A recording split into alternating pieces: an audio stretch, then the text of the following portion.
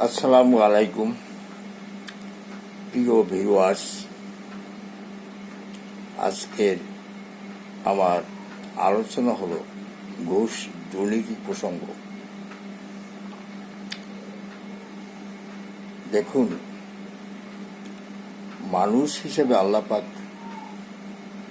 সৃষ্টি করেছেন পৃথিবী সংরক্ষণের জন্য, মানুষের সেবা করার জন্য, নিজের পরিবার পরিজনদের সুশিক্ষায় দান করার জন্য এবং আয় উন্নতি করে জীবন জীবিকা নির্বাহের জন্য, সৎ পথে থাকার জন্য প্রতিটি মানুষকে আল্লাহ পাক সৃষ্টি করেছেন। আমরা কি করি? সবকিছু ভুলে গিয়ে সেই দুর্নীতি আশ্রয় গ্রহণ করি। অতিরিক্ত লোভ, উচ্চাকাঙ্ক্ষায় আমরা সবসময় ব্রতী হই। এটা কখনো মানুষের জীবনে কল্যাণ বয়ে আনতে পারে না। মানুষ দেখা যাচ্ছে বিভিন্ন দল করে, বিভিন্ন পথে তাদের মনে থাকে যে দলে গেলে, দল করতে পারলে একটা আয়ের পথ প্রশস্ত হবে। এবং এক শ্রেণী মানুষ আছে, এরা লুটপাট করার জন্যই দল করে, কিন্তু রিয়েলি তা তো নয়। রাজনীতি হলো নীতির সেরা নীতি, রাজনীতি। রাজনীতির মানে দেশের সেবা করার জন্য এক শ্রেণীর নেতৃত্ব বেরিয়ে আসবে মানুষের মধ্যে থেকে। তারাই দেশের সুশাসন ফিরিয়ে আনবে, তারা দেশের মানুষের সেবক। কিন্তু এই সেবক হয়ে অনেক ক্ষমতা পেয়ে তখন ধরাকে সরা জ্ঞান করে, আল্লাহকে ভুলে যায়, নিয়ম নীতি ভুলে যায়, সব কিছু ভুলে যায় এবং অনেক অর্থ লোভ করে, বহু অর্থ আয়ের চেষ্টা করে সমৃদ্ধির পথে এগিয়ে যাওয়ার চেষ্টা করে। অনেক ক্ষেত্রে এটা সাকসেসফুল হয়, আবার অনেকের পক্ষে তা হয় না। দুর্নীতি করে যারা হাজার হাজার কোটি টাকা লোপাট করেছে, অর্থ অর্জন করেছে, তারা কেউ কি সুখে আছে? না, সুখে নেই। তাদের অশান্তির শেষ নেই। বহু বিলাসবহুল জীবন, বাড়ির পর বাড়ি, জমির পর জমি, অর্থ লোপাট করে, মানুষকে ঠকিয়ে অনেক অর্থ অর্জন করে, কিন্তু নিজে সুখী হতে পারেনি, পরিবার সুখী হতে পারেনি, ছেলেপেলে সুখী হতে পারেনি। মানুষ বড় হলে একটা সংসার হবে, সন্তান সন্ততি আসবে এবং জমি জমা হবে, বিভিন্ন সুখ সমৃদ্ধি ফিরে আসবে। সে ন্যায় পথে আসা সম্ভব। যদি কেউ অন্যায় পথ পরিহার করে ন্যায় পথে থাকার জন্য চেষ্টা করে, থাকতে পারে। আমার জীবন থেকে নেয়া বিষয়ে আমি কিছু বলতে চাই। কেউ বিশ্বাস করতে পারেন, কেউ নাও করতে পারেন। আমি মংলা বন্দরে চাকরি করেছি। 25-30 বছর চাকরি করার পরে আমি কখনো কোনো ক্ষেত্রে দুর্নীতিকে আশ্রয় দেয়নি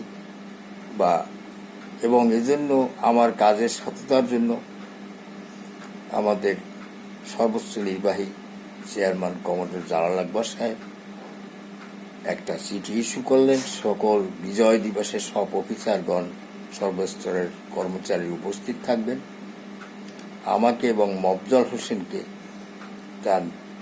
মফজল হোসেন 300 টাকা, আমাকে 200 টাকা, এবং তিনি চিঠিতে সরকারিভাবে চিঠি ইস্যু করে লিখেছেন যে কাজের সততার জন্য মফজল হোসেন এবং আবু আহমেদ শিকদারকে ওন পকেট থেকে 500 টাকা সম্মানী প্রদান করা হল।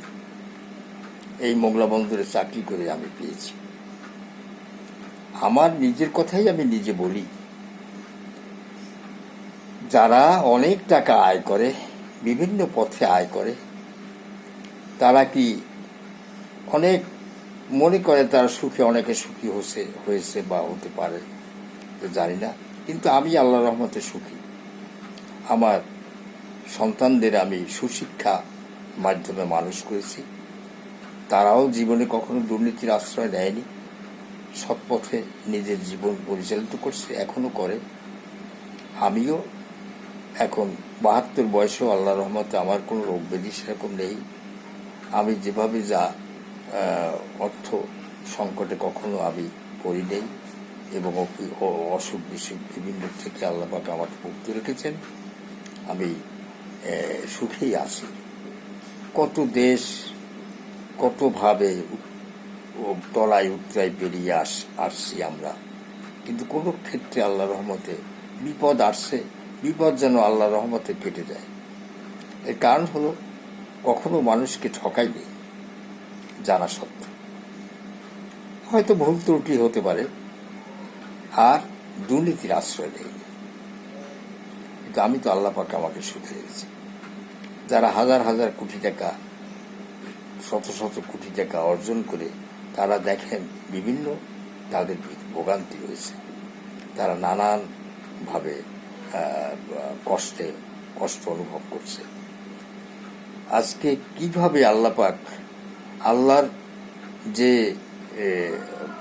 বিচার মানুষ পৃথিবীতেই দেখতে পায়, যে যেভাবে যা করবেন তার ফল পৃথিবীতেও আল্লাহ পাক ভোগ করান। আখিরাতে তো তার চরম শাস্তি আছেই, পৃথিবীতেও শাস্তি দেন।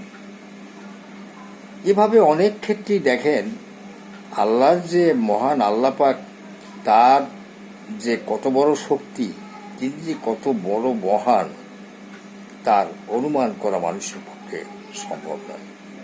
আমাদের পৃথিবীটাই হলো একটা ক্ষুদ্রতম গ্রহ। কত গ্রহ নক্ষত্ররাজি, আল্লাহ বিশ্ব ব্রহ্মাণ্ড সৃষ্টি, সবকিছুর মালিক একজন, তিনি মহান আল্লাহ, যার কোনো শরীক নেই। আমাদের রসুলের জীবন কিভাবে দুঃখ কষ্টে কাটিয়েও কেউ দুর্নীতি করেন নাই, সাহাবীগণ করেন নাই। হযরত ওমর, চিন্তা করুন, হযরত ওমর অর্ধেক পৃথিবীর মালিক হয়েও তার জীবদ্দশায় কোনো বিলাসবহুল জীবন দেখেনি, এবং সে এক শ্রেষ্ঠ শাসক ছিলেন। তাদের জীবন অতিবাহিত করেছেন।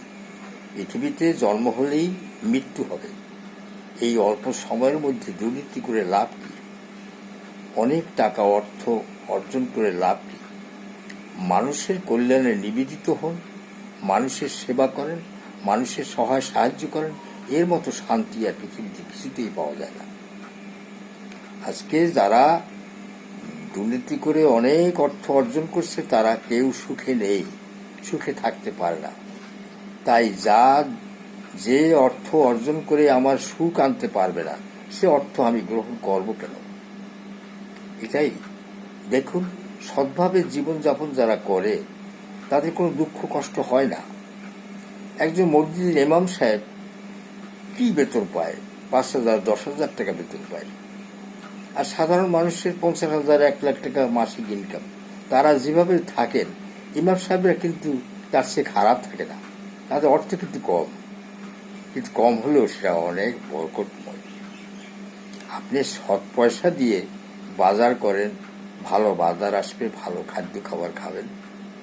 আবার অসৎ পয়সা দিয়ে এমন খাদ্য খাবেন যে আপনার ভালো খাদ্যের মধ্যে এমন কিছু পয়জন ঢুকে যাবে, আপনার জীবন বিপন্ন হবে, আপনার পরিবার পরিজন অসুস্থ হয়ে পড়বে, ডাক্তারদের জন্য লক্ষ লক্ষ টাকা ব্যয় হবে, বিভিন্নভাবে দুর্যোগে পড়বে। আল্লাহ পাক পৃথিবীতে মানুষকে দেখাই দেয় যে অসৎ পয়সা যারা অবলম্বন করে অর্থ অর্জন করে তারা কিন্তু কোনো ক্ষেত্রে সুখী হতে পারে না।